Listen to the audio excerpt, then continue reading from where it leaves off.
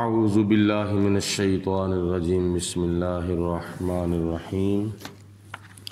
قال اللہ تبارک و تعالی فی القرآن المجید والفرقان الحمید 10واں پارہ اور سورۃ توبہ کی آیت نمبر 81 ہے۔ اللہ تعالیٰ غزوہ تبوک کے موضوع کو بیان فرماتے ہوئے مزید آگے ارشاد فرماتا ہے، فرح المخلفون بمقعدہم خلاف رسول اللہ، پیچھے رہ جانے والے خوش ہیں اپنے گھر میں بیٹھے رہنے پر اللہ کے پیارے رسول صلی اللہ علیہ وسلم کے غزوہ تبوک پر جانے کے بعد۔ حضور علیہ الصلوۃ والسلام جب غزوہ تبوک کے لیے تیاری فرما کے صحابہ کرام کو ساتھ لے کے چلے گئے تو بہت سے منافقین ایسے تھے جنہوں نے بہانے بنا کر اور برائے نام عذر پیش کر کے غزوہ تبوک پر نہ جانے کا ارادہ کر لیا تھا۔ ان میں کئی منافقین تھے بلا وجہ جان بوجھ کر غزوہ تبوک پر نہیں گئے تھے، بیوی بچوں کا بہانہ بنایا، کسی نے بیمار کا، کسی نے کھیتی باڑی کا، کسی نے کسی کام کا، کسی نے کسی کام کا۔ تو اللہ تعالیٰ فرماتا ہے کہ وہ اپنے گمان میں، اپنے وہم میں بڑے خوش تھے کہ شکر ہے اللہ کا ہم نہیں گئے، اتنی بہت زیادہ گرمی، سفر کی دوری اور زادِ راہ کی کمی، تو دیکھو وہ ان میں کوئی شہید ہو رہا ہے، کوئی زخمی ہو رہا ہے، ہم کتنے فائدے میں رہے ہیں کہ ہم میں نہ کوئی مر رہا ہے، نہ کوئی زخمی ہو رہا ہے، نہ کسی کو اتنی دھوپ لگ رہی ہے، ہم چھاؤں میں ہوا کے اندر بیٹھے ہوئے ہیں، ہم کتنے فائدے میں ہیں، اور اپنے وہم و گمان میں وہ بڑے خوش ہو رہے تھے۔ تو اللہ تعالیٰ ارشاد فرماتا ہے، فرح المخلفون، وہ پیچھے رہ جانے والے جو تھے وہ اپنے گمان میں خوش ہیں، بمقعدہم، اپنے گھر میں بیٹھے رہنے پر، خلاف رسول اللہ، حضور علیہ الصلوۃ والسلام کے جہاد پر تشریف لے جانے کے بعد، وَكَرِهُوا، اور وہ اس چیز کو ناپسند کرتے تھے، أَن يُجَاهِدُوا، کہ اللہ تعالیٰ کی راہ میں جہاد کیا جائے، بِأَمْوَالِهِمْ، اپنے مالوں کے ساتھ، وَأَنفُسِهِمْ، اور اپنی جانوں کے ساتھ، فی سبیل اللہ، اللہ تعالیٰ کی راہ میں۔ اور ان منافقوں نے ایک دوسرے کو بھی کہا، وَقَالُوا لَا تَنْفِرُوا فِي الْحَرِّ، تم گرمی میں نہ نکلنا، یعنی میں بھی نہیں گیا اور تو بھی نہ جانا، اس لیے کہ بہت زیادہ گرمی ہے۔ قل، اے میرے رسول علیہ الصلوۃ والسلام آپ ارشاد فرما دو، نارو جہنم، جو جہنم کی آگ ہے نا، اشد حرا، وہ بڑی سخت گرم آگ ہے۔ حدیث پاک میں آتا ہے، نبی پاک علیہ الصلوۃ والسلام نے ارشاد فرمایا کہ جو آگ تم جلاتے ہو دنیا کے اندر، جس آگ پر تم اپنی ہنڈیاں پکاتے ہو، روٹیاں پکاتے ہو، دیگر کام کرتے ہو، یہ جو آگ ہے یہ جہنم کی آگ سے 70 حصے ٹھنڈی ہے، اور جہنم کی آگ جو ہے یہ دنیا کی آگ سے 70 حصے زیادہ گرم ہے۔ تو تم یہ دنیا کی آگ، دنیا کی گرمی سے بچنے کے لیے بہانے بنا کے گھر میں بیٹھ کے بڑے خوش ہو رہے ہو، اور ایک دوسرے کو بھی کہتے ہو کہ سخت گرمی ہے، بڑی تپش ہے، نہ جانا۔ اللہ تعالیٰ اپنے پیارے حبیب علیہ السلام کو فرماتا ہے کہ ان کو کہہ دو، یہ دنیا کی جو گرمی ہے نا، یہ آخرت کی آگ کے مد مقابل کچھ بھی نہیں ہے۔ ایک حدیث پاک میں تو یہ ہے کہ جہنم کی آگ دنیا کی آگ سے 70 حصے زیادہ گرم ہے۔ دوسری حدیث پاک میں آتا ہے، حضور علیہ الصلوۃ والسلام نے فرمایا 1000 سال تک فرشتوں کو حکم دیا گیا کہ اے فرشتوں 1000 سال تک جہنم کی آگ کو بھڑکاؤ۔ تو فرشتوں نے اللہ کے حکم پر عمل کرتے ہوئے 1000 سال تک جہنم کی آگ کو بھڑکایا، تو اس کا کلر جو تھا، اس کا رنگ جو تھا وہ سرخ ہو گیا۔ اللہ تعالیٰ نے ارشاد فرمایا کہ 1000 سال تک پھر اس کو بھڑکاؤ۔ فرشتوں نے عمل کیا، 1000 سال تک بھڑکایا جہنم کی آگ کو، تو اس کا جو رنگ تھا وہ سفید ہو گیا۔ پھر خدا کی ذات نے فرمایا فرشتوں 1000 سال تک اس کو اور بھڑکاؤ۔ فرشتوں نے پھر 1000 سال تک بھڑکایا جہنم کی آگ کو، تو اس کا رنگ سیاہ بن گیا۔ تو اس وقت جہنم کی آگ کا جو رنگ ہے وہ سیاہ ہے۔ آپ نے عموماً دیکھا ہوگا کہ جب آگ جلتی ہے نیچے سے کیا نام ہے ریڈ ہوتی ہے، اوپر سے بلیک ہوتی ہے۔ تو نیچے بھی تپش ہوتی ہے، نیچے سے بھی گرم ہوتی ہے، لیکن اوپر سے اس کی جو گرمائش ہے نا وہ بہت زیادہ ہوتی ہے۔ نیچے کی گرمائش کی بنسبت اوپر زیادہ گرمائش ہوتی ہے، اوپر سے زیادہ گرم ہوتی ہے، کیونکہ نیچے سے ریڈ ہے اوپر سے بلیک ہے۔ تو جہنم کی ایسی آگ ہے جو کالے رنگ کی ہوگی، دھواں کالے رنگ کا ہوگا، ایک دوسرے کو جہنمی نظر نہیں آئیں گے، تو کتنا بڑا عذاب ہوگا۔ تو اللہ فرماتا ہے کہ اے منافقو، تم نے دنیا کی وقتی اور تھوڑی سی گرمی کیا نام ہے اس سے بچنے کے لیے آخرت میں تم ہمیشہ کے لیے جہنم کے مستحق ہو گئے ہو۔ کتنی تمہاری حماقت اور کتنی تمہاری یہ بے وقوفی ہے۔ تو اللہ فرماتا ہے کہ اے میرے حبیب علیہ الصلوۃ والسلام ان کو کہہ دو کاش لو کانوا یفقہون، کاش وہ اس بات کو سمجھ لیتے۔ ایک نبی پاک علیہ الصلوۃ والسلام کے عاشق غلام حضور کے صحابی ابو خیثمہ رضی اللہ تعالی عنہ، وہ بھی پیچھے رہ گئے تھے۔ لیکن ایک دن ایسا ہوا کہ باہر کیا نام ہے دروازے کے باہر چھڑکاؤ کیا، اوپر سایہ کیا، تو جب سائے کے نیچے بیٹھے تو چاروں طرف پانی چھڑکا ہوا تھا، تو تھوڑی سی گرم لو کی بجائے ٹھنڈی ہوا آنے لگی۔ تو جب بیٹھے رہے تھے اچانک حضرت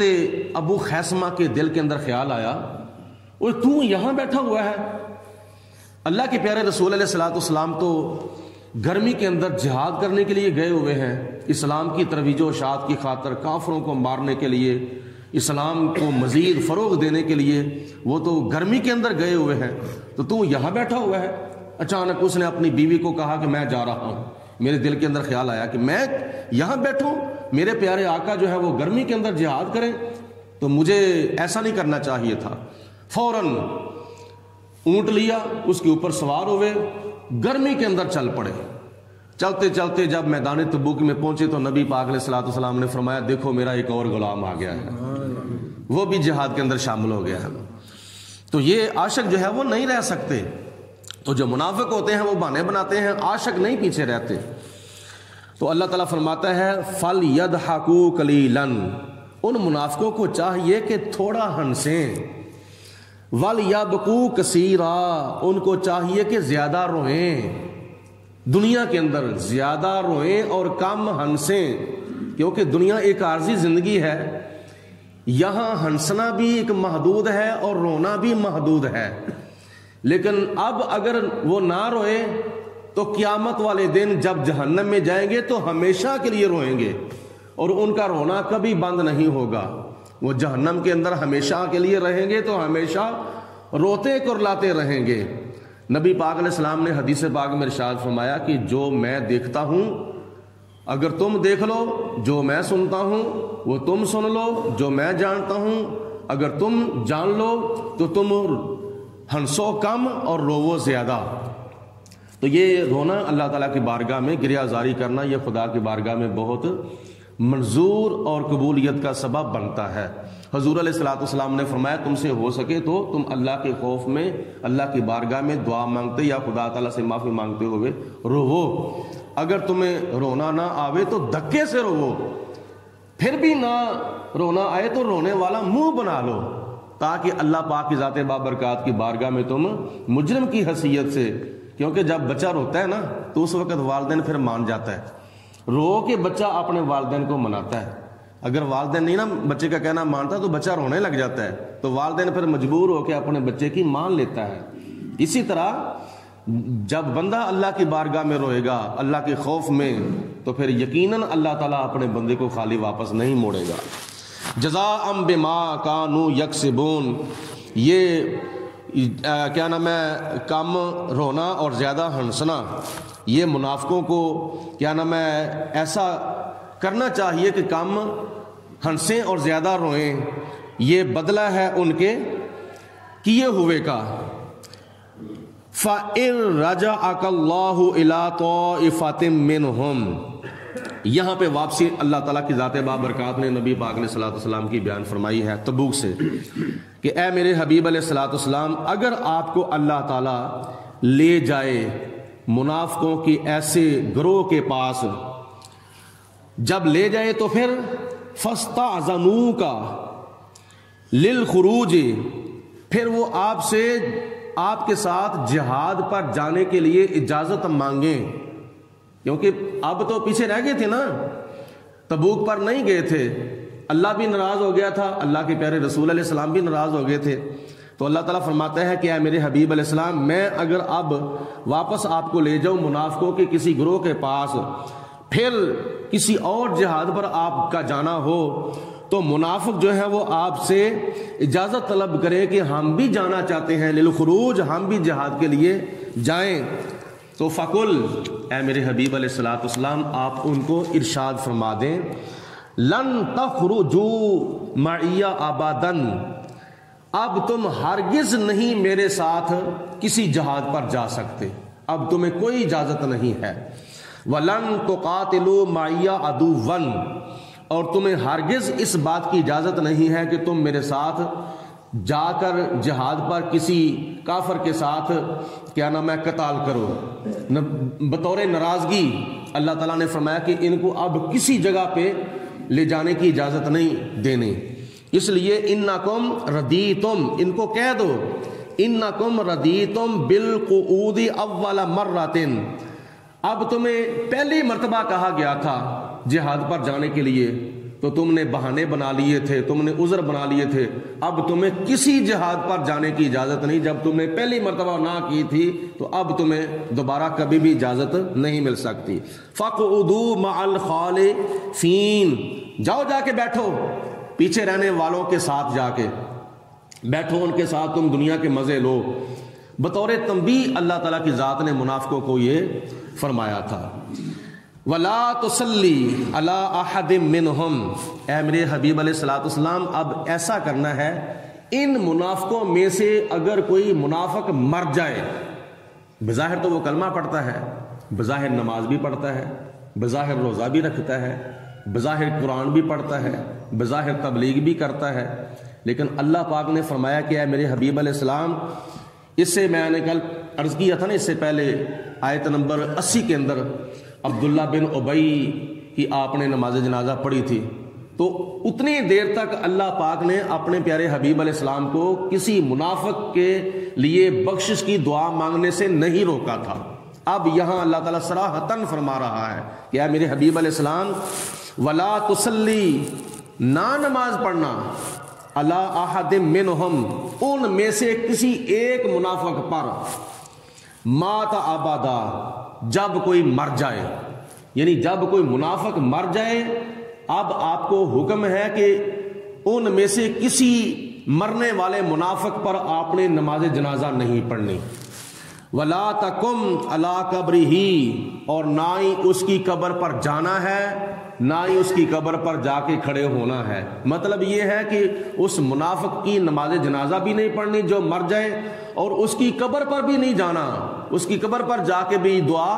نہیں مانگنی، ورنہ حضور علیہ الصلوۃ والسلام تو صحابہ کرام میں سے کوئی فوت ہو جاتا تھا، نماز جنازہ پڑھاتے تھے اور پھر جا کے اس کی قبر کے اوپر دعا بھی مانگتے تھے۔ انہم کفروا باللہ ورسولہ، میں اس لیے منع کر رہا ہوں کہ منافقوں میں سے کوئی منافق مر جائے تو اس کی نماز جنازہ بھی نہیں پڑھنی اور اس کی قبر پر بھی نہیں جانا، اس لیے کہ وہ اللہ تعالیٰ کے ساتھ بھی کفر کرتے تھے، وَرَسُولِهِ، اور اس کے پیارے رسول علیہ الصلوۃ والسلام کے ساتھ بھی کفر کرتے تھے۔ وہ بظاہر تو کلمہ پڑھتے ہیں لیکن دلی طور پر، قلبی طور پر، اندرونی طور پر وہ اللہ کے بھی منکر ہیں، اللہ کے پیارے رسول علیہ الصلوۃ والسلام کے بھی منکر ہیں۔ وَمَاتُوا، اور وہ اسی کفر کی حالت میں مر گئے ہیں۔